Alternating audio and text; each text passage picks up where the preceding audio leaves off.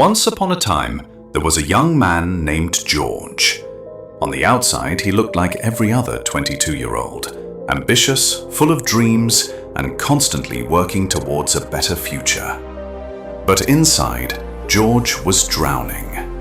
His mind was a battlefield of thoughts, regrets from the past, fears of the future, unfinished goals, imaginary scenarios, over-analysis of every little thing. Every night he would lie awake, wondering why he wasn't making any progress, despite thinking so much. One day, frustrated and exhausted, George met his childhood friend at a cafe. The friend noticed the tiredness in George's eyes and asked, "What's going on with you?" George replied, "I have so many dreams. I want to do something big, but I feel stuck. I think too much, but I don't act. My head never stops." The friend quietly nodded and said, "You need to meet someone. A monk I met while hiking in the northern mountains. He doesn't talk much, but one sentence from him changed the way I live." Curious and desperate, George traveled the next morning to find this monk. After a long trek through the misty hills, he finally found a small hut beside a still blue lake. The place was silent. No phone signal, no people, just the sound of wind passing through trees. George knocked gently on the wooden door of the hut. A few moments later, an old monk with calm eyes opened the door. George introduced himself and said, "I've come from far away. I don't know what's wrong with me. I have too many thoughts. I can't move forward in life." The monk didn't say a word. He simply raised his hand, asking George to wait. Then he walked inside the hut. A minute later, the monk returned, holding a clay pot filled to the brim with water.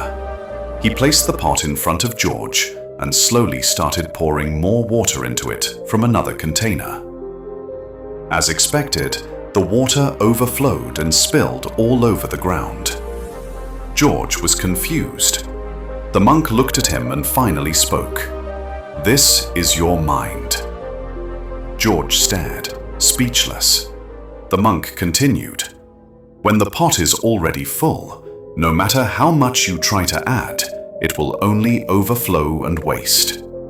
Your mind is the same, full of worries, fears, old memories, and imaginary problems.